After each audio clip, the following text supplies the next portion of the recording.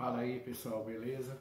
Tranquilo com vocês? Professor Wander Júnior aqui na área com mais um assunto interessante no canal Gil Sertão. É o seguinte, gente, no final do vídeo deixa teu like, se inscreve no canal, porque assim tu ajuda o nosso canal a crescer e eu a trazer muito mais assuntos e conteúdos interessantes, beleza? Então vamos ao nosso assunto de hoje.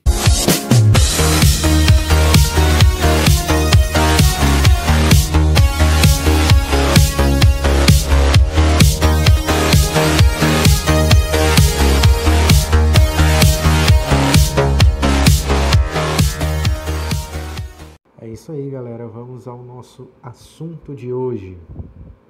Vamos tratar de transportes, telecomunicações e turismo. Gente, essas três coisas estão interligadas entre si. A primeira, vamos tratar dos meios de transporte. Nós temos três tipos principais. Nós temos os aéreos, os terrestres e os aquáticos. Agora nós vamos falar de modais de transporte. E o que seriam modais? É onde esses transportes fazem o seu percurso, não é? Nós temos os aquaviários, que reúnem sistemas que usam como vias de transporte mares, oceanos, rios e lagos, chamado de transporte hidroviário ou marítimo. Nós temos os terrestres, que abrangem os transportes rodoviário, ferroviário e dutoviário de cargas líquidas, sólidas e gasosas. E por último, nós temos os aéreos, que inclui o deslocamento por avião. Sua principal vantagem, gente, é a redução do tempo de deslocamento, né? A matriz de transporte nos continentes. O principal modal de transportes na Europa é o aquaviário. Isso dá-se por conta de sua geografia, favorecendo a entrada e saída de embarcações em suas baías e portos. Outras hidrovias fundamentais para as regiões que percorrem são os rios Reno e o Danúbio. Desde o final de 1992, as duas principais hidrovias da Europa estão interligadas pelo canal Reno-Meno-Danúbio, que conecta o Mar Negro e o Mar do Norte. Os portos fluviais de maior destaque encontram-se em Londres, com o rio Tamisa, em Paris, com o rio Sena, e Liege, com o rio Mosca, na França. Ou seja, esses três grandes rios transportam e carregam, além de pessoas, cargas também, gente. São muito utilizados no dia a dia das pessoas que ali residem. A matriz de transporte na América do Norte. A América do Norte conta com um sistema de transportes bem estruturado, no qual todos os modais estão representados, mas seu principal modal é ainda o aéreo, isso por conta de sua forte economia dos Estados Unidos e sua exportação frenética de produtos.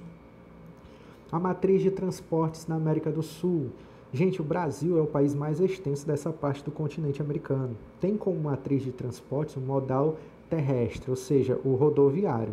Nós temos aqui o nosso principal modal rodoviário. O que mais se utiliza os habitantes brasileiros são o transporte, o modal terrestre, o rodoviário, carros, motos, caminhões, etc.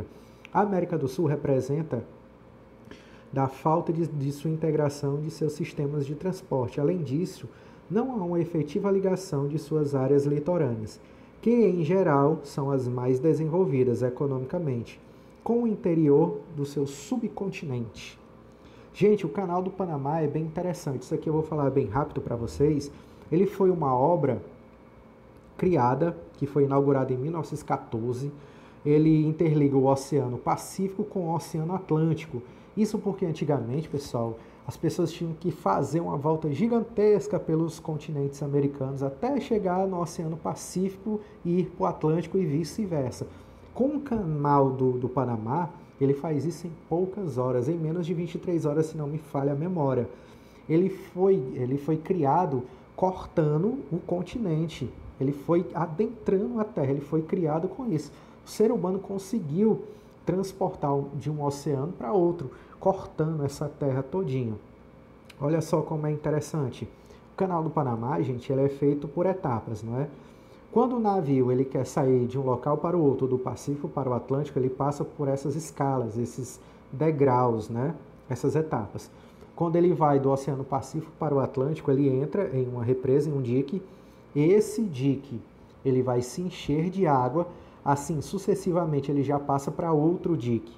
O outro dique enche de água de novo e já passa para outro dique, e assim até ele chegar no Oceano Atlântico em algumas etapas. É como se fosse uma escada, tanto para você ir como para você voltar. Você tem que passar por essas etapas. Ou você sobe ou você desce. Obra de engenharia dos seres humanos.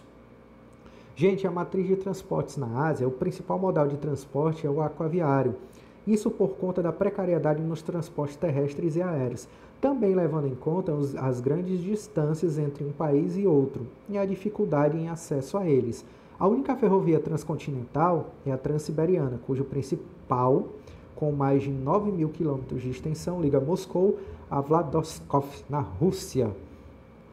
Olha só como é bonita essa Transiberiana, ela é lindíssima, ela passa por vários cenários. Ela sai do gelo ao litoral. Gente, a matriz de transporte na África não é tão diferente aqui do Brasil, não. Na África, os transportes são muito mais precários, muito mais do que aqui no Brasil. As ferrovias que ligam o interior aos portos do continente são uma herança do domínio colonial. Por esses fatores, o principal modal é o terrestre, o rodoviário. Assim como no continente africano, a Oceania tem alguns problemas em sua estrutura terrestre e aérea. Por conta disso, o principal modal é o aquático, o marítimo, na Oceania. Agora, pessoal, as redes de comunicação, as telecomunicações. É o seguinte, os meios de comunicação também evoluíram muito desde o final do século XIX, com a invenção do telefone fixo, do rádio, da televisão, do celular e principalmente da rede mundial de computadores, a chamada internet. Se quer saber a importância das tecnologias de telecomunicação e da informação, experimente viver sem elas. Basta ver que, por exemplo, que hoje em dia celulares e computadores pessoais tornaram-se quase indisponíveis em nossa vida. Antigamente, pessoal, para você saber o que acontecia lá no outro lado do planeta era complicado, demorava-se dias e dias até chegar aqui. Hoje em dia não. Hoje em dia você sabe instantaneamente ao você acessar o celular, a você ver uma TV, um telejornal na TV. Antigamente era bem complicado. Isso por conta da maior evolução que nós tivemos, que eu mesmo digo, que foi a internet, essa rede mundial de comunicação. Ela fez com que o ser humano desse um salto de comunicação gigantesco. Ele diminuiu 1000 anos em, 50. Foi um avanço tecnológico muito grande. Aí eu digo para vocês, experimenta viver um dia sem internet, sem pegar celular, sem ver TV. É bem complicado, né? Gente, nas últimas décadas, a união entre a informação digitalizada e as telecomunicações deu origem à telemática, com qual toda informação armazenada em computadores pode ser transmitida por redes de comunicação. A internet revolucionou as formas de comunicação e acesso à informação. Organismos internacionais, jornais, revistas, governos locais mantêm sites que permitem o acesso a notícias, artigos e estatísticas. Pelo correio eletrônico, chamado de e-mail, é possível comunicar-se ou realizar negócios com qualquer pessoa ou empresa em qualquer lugar do mundo sem você precisar estar presente. Esse daqui é o esquema de funcionamento de um satélite, não é? A informação sai da Terra através de um satélite, através de uma antena de transmissão. A antena de transmissão faz a transmissão até o satélite vai fazer o redirecionamento, vai fazer a captação e vai relançar de volta aqui para a Terra, para o receptor. Esse receptor, ele já faz o redirecionamento até chegar na sua casa, ou seja, é um ciclo grande, não é? É um ciclo grande. Esse ciclo, qualquer um deles for interrompido, você deixa de ter internet, de assistir televisão e etc. É o seguinte, o uso das tecnologias de informação, a tecnologia que mais aumentou foi dos telefones celulares. Ao mesmo tempo, o número de telefones fixos diminuiu. Em 2000, eram 719 milhões de aparelhos. Em 2020, saltou para 9,5 bilhões. Isso não está maior por conta da atualização frequente de acesso à internet. Ou seja, quanto mais os aparelhos vão evoluindo, mais vai tendo a troca do aparelho, não é? Se não tivesse essa evolução diária, provavelmente nós teríamos quase que o dobro desse número de aparelhos celulares. É o seguinte, agora é a atividade turística. O turismo, que compreende cerca de 1/3 total global da renda gerada no setor de serviços, vem crescendo nas últimas décadas. De 50 a 90, o fluxo mundial de turistas aumentou de 25 milhões para 438 milhões de pessoas. De 1990 até 2014, passou para 1,133 milhões. A renda do setor em 2018 chegou a 1,545 bilhões de dólares. É um setor que gera muita renda para o país. E as atividades que estão ligadas a ele, pessoal, do setor de serviços, estão ligadas ao turismo. Entre as quais as que envolvem hotéis, restaurantes, museus, galerias, monumentos históricos, templos religiosos e etc. O turismo cria empregos que nem sempre são bem remunerados. A procura por belas paisagens, ambientes naturais preservados e animais exóticos aquece outro ramo do turismo, que está cada vez mais em alta, o ecoturismo. No Brasil, a Amazônia, o Pantanal e a Chapada Diamantina e a Mata Atlântica são locais onde se desenvolve esse tipo de atividade de turismo. Esse ecoturismo, pessoal, são aquelas pessoas que gostam de passar uma pequena temporada ali no mato, tendo contato direto com a natureza. Aqui é o Rio de Janeiro. O Brasil, se não me falha a memória, é o 5º país mais visitado do planeta. O Rio de Janeiro é a 3ª maior capital, é a 3ª mais visitada do planeta também. Ela é muito visitada. Nós temos os Estados Unidos, que é o país que mais recebe turistas no mundo na atualidade, principalmente Nova York. A França também é um país que tem como uma de suas grandes bases financeiras, né, de sua economia também o turismo. O Havaí, né, também recebe vários e vários turistas anualmente. Não tem baixa não tem baixa temporada, sempre lá é alta temporada, porque recebe frequentemente turistas. Nepal, a cordilheira, não é?